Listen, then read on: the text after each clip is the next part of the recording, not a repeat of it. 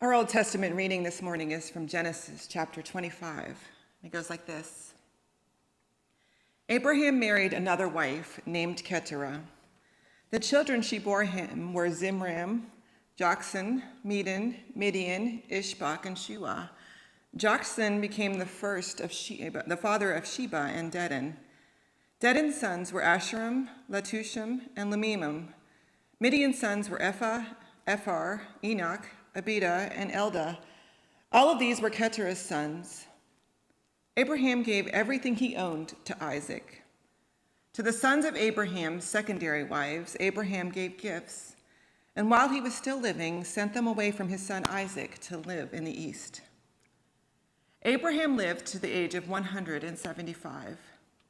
Abraham took his last breath and died after a good long life, a content old man, and he was placed with his ancestors. His sons Isaac and Ishmael buried him in the cave in Machpelah, which is in the field of Zohar's son Ephron the Hittite, near Mamre. Thus Abraham and his wife Sarah were both buried in the field Abraham had purchased from the Hittites. After Abraham's death, God blessed his son Isaac, and Isaac lived in Beer-lahai-roi. This is the word of the Lord. Thanks be to God.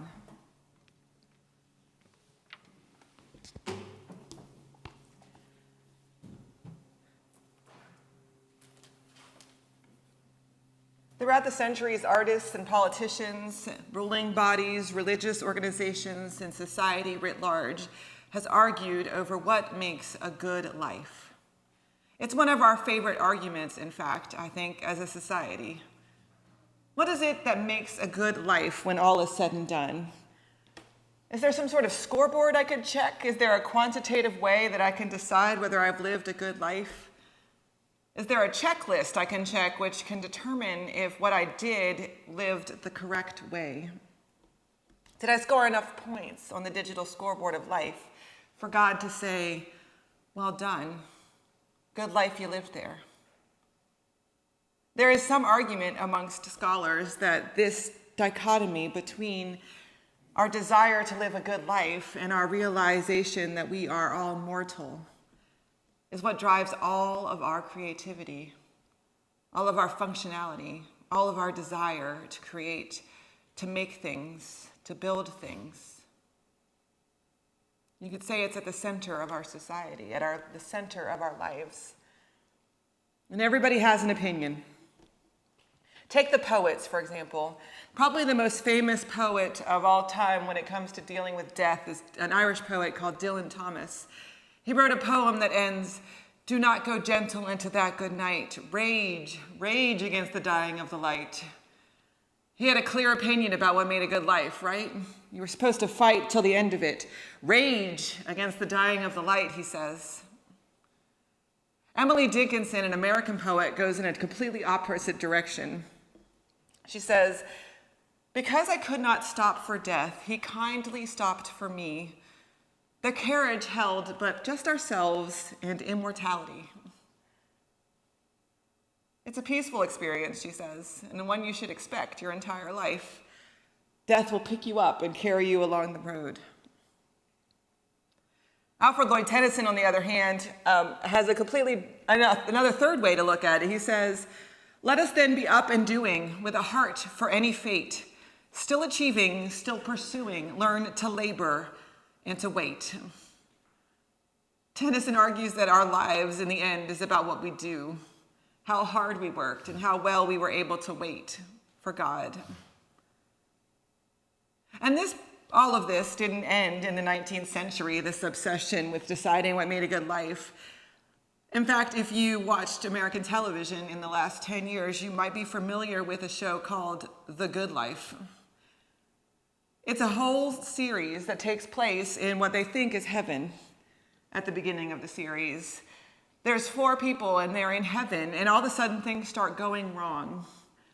And they can't figure out who got to heaven when they shouldn't have. Because whoever it was who shouldn't be in heaven was messing everything up for everybody else. In fact, they find in the middle of the series that there's actually a literal point system. There's a scoreboard, and they go to visit God, well, not God, one of the angels who's in charge of who gets into heaven. His name is Michael, and it's played by Tennyson, so you can imagine how ridiculous this gets. They go to visit him, and he literally has a giant scoreboard in his office with names and how many points you've earned over your life, right? Wouldn't that be convenient? You earn points for good behavior, and you lose points for bad behavior, and if you make enough points, you get to go to heaven. And there are some people you can see bouncing up and down across the line, right? Some people are going to make it, some people aren't going to make it. It's one good deed away from making it to heaven. And what they learn is that nobody is good enough to earn enough points to get into heaven. What they thought was heaven is actually purgatory. It's actually the middle place or the bad place. Nobody makes it to heaven, you see, in this digital score system. Not the only voice in our culture. In the 90s, a movie came out called The Bucket List. Anybody see it? Yeah. It starred Jack Nicholson and Morgan Freeman. And they were old. They had been given terminal illnesses. They would be given diagnoses of terminal illnesses. And so as friends, they decided that to live the good life with the last time they had left meant that they had to check off all the things on their list that they'd always wanted to do. And so they completely abandoned their life and their family and their friends, and they rushed around the world accomplishing things, silly things, big things. And when I Googled it, it returned 1 million suggestions quickly of things that you might need to put on your bucket list. The first site that I clicked on was 10,000 things to put on your bucket list, so you better get busy. And it's not like that's reserved to the minds and hearts of people who are aging. Instagram and YouTube influencers are built entirely around the idea that if you live the life the way they live, then that is the definition of a good life. So they sell you a story. I'm living the good life because I get to go on an island trip. Look at me in Bora Bora. Or they sell you the story that if you live the perfect life, if you lived the perfect diet, if you just eat the right foods or have the right exercise routine. There's a whole category called thinspo. Can you believe this? It's thinspiration videos where people tell you how they got thin, as if that's how to live a good life. Or Harper's Bazaar, who recently started a celebrity series called What I Eat in a Day that tells you what celebrities eat so maybe you too can be as pretty and as thin as they are. It's all of it a lie. All of this is a lie. It's a myth. It's a summary of things that we do in our life as if that's what life is. It's just the things that you do, the steps that you've accomplished, the things you've managed to check off your list. And if you've lived long enough, or any time at all, you realize that doing stuff is an empty promise. If we rely on the stuff that we do, if we rely on how hard we work or not work, if we have too much fun or not enough fun, as if those are the things that define a good life. That if we're going to live a good life, we're going to have a full trophy case that we can show off at the end. That if we've reached a certain level of notoriety or fame or celebrity, or if we've attained a certain societal status, then we've lived a good life. And all of that is a lie. Now, it took Abraham a long time to figure this out.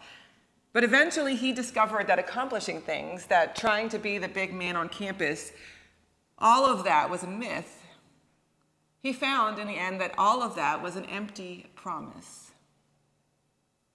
When we meet Abraham, he's living what can be qualified as a good life, right? He's got lots of land, he's got family around him, he's clearly got a bunch of possessions, because when they go to pack it all up, it takes a while. He's got everything that he needs to make a good life. He had a family who loved him and would miss him. He was married to a good woman who chose to go with him with, the Bible records, minimal complaining, though I can't imagine that that's how it actually went. And God calls to him and he says, I know you've got this good life going on, but what I want you to do is to leave it. I I want you to leave it all behind except for the stuff that you feel like you need to pack, 12 caravans worth of stuff, and go to this other place where I promise you'll have a good life, a better life, where you're going to see people and meet people and do cool things, right? It's going to be a place for you to live in, to raise a family in, to set down roots. Go to this promised land and have a better life. The grass is surely greener in this other pasture. And Abraham, like all people, gets a little squirrely because he doesn't really trust God's promise. So he ends up bumbling around the Middle East for 13 chapters of Genesis. And all he does really, instead of fulfilling the promise that God gave him, fulfilling the destiny that God had for him, if he'd just gone where God told him to in the first place, is cause trouble. He causes trouble for himself. He causes trouble for his family. My favorite thing that Abraham does, and I still don't understand, is they go to this place, to Egypt, which is not near the promised land, really. So they got way off route. They go to Egypt and they meet a king there, and he says, wow, your wife is pretty. And what Abraham does is say, no, she's my sister. Not a good move. Don't do that. And as if he doesn't learn his lesson the first time, he does it again. They meet another king. He says, pretty wife you have there. And he says, no, that's my sister. The guy tries to marry her. They get in trouble, right? All of this because Abraham doesn't trust God's promise. He tries to take it into his own hands. God's not fulfilling this good life promise quickly enough, he says. And so I'm going to make it happen myself. And so he takes it into his own hands, he and Sarah, and they say, well, we're not having any children, so we're going to have a child with Hagar and bear Ishmael. And in the end, essentially create 10,000 years of warfare for which we are still seeing the consequences. None of the things on Abraham's bucket list turn out to be any good for him. None of the things that he puts on his checklist are any good for him because none of those things are what God put on his checklist. Abraham tries to define for himself what a good life looks like. Abraham tries to decide for himself what God's promise for him will be, and in the end, all he does is create trouble and create problems and get farther and farther away from the good life that God promised. And it took him a while. But we see here in chapter 25 that Abraham's life does become good. He dies a content old man. It became good not because of the things he did or the things he had or the possessions that he had or the places that he lived or the places he had traveled. None of those things are considered good in the end. Abraham dies content because he finally learned to trust in God's promise. He had a family with Sarah, his second wife, who mourned him. A family that was large and fulfilled the promise of the stars of the sky, just like God had promised, as long as Abraham finally stopped running.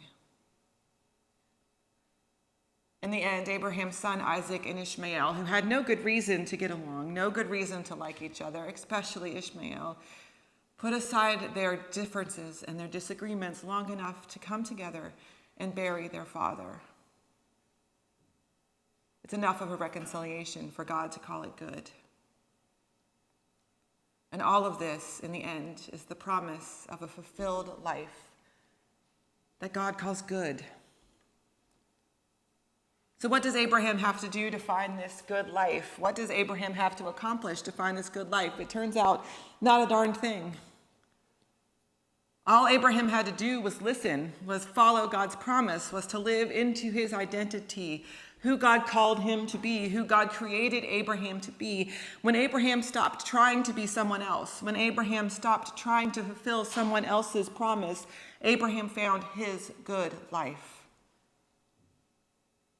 Abraham, all he had to do was what God asked him to do, what God needed him to do. And so in the end, what makes a good life is simple and complicated.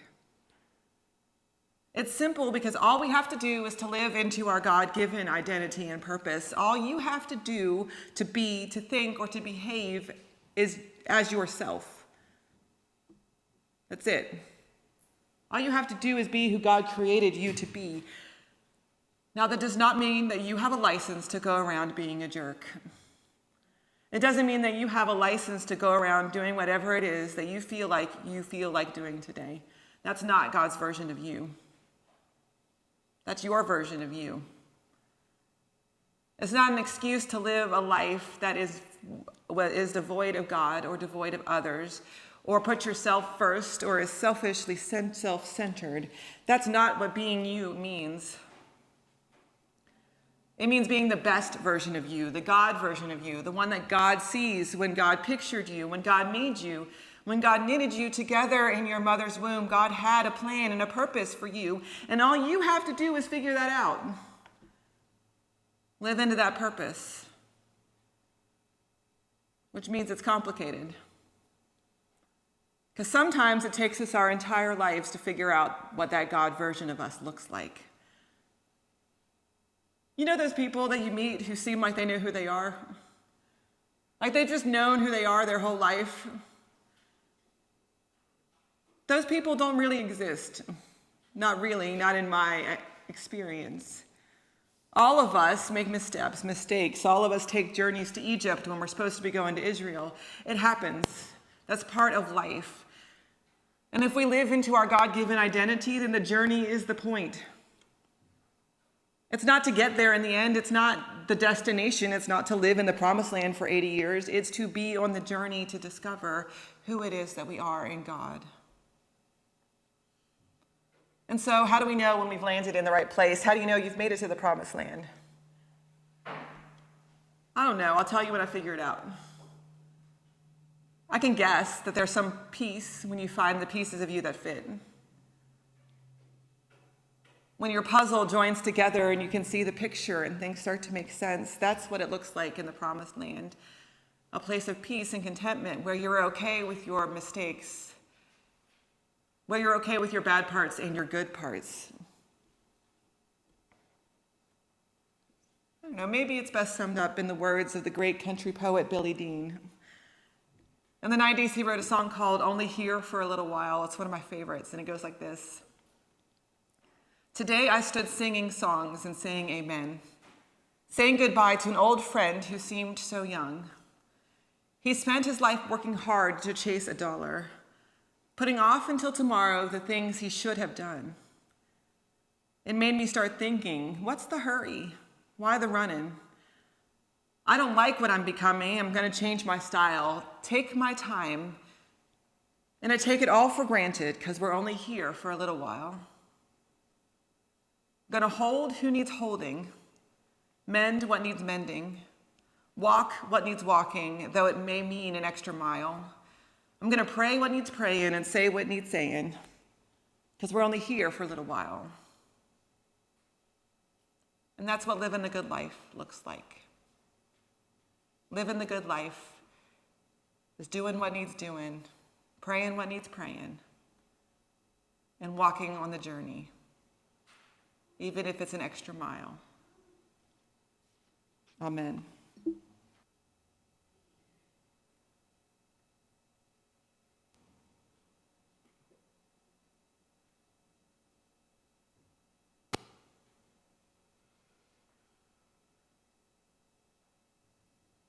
Still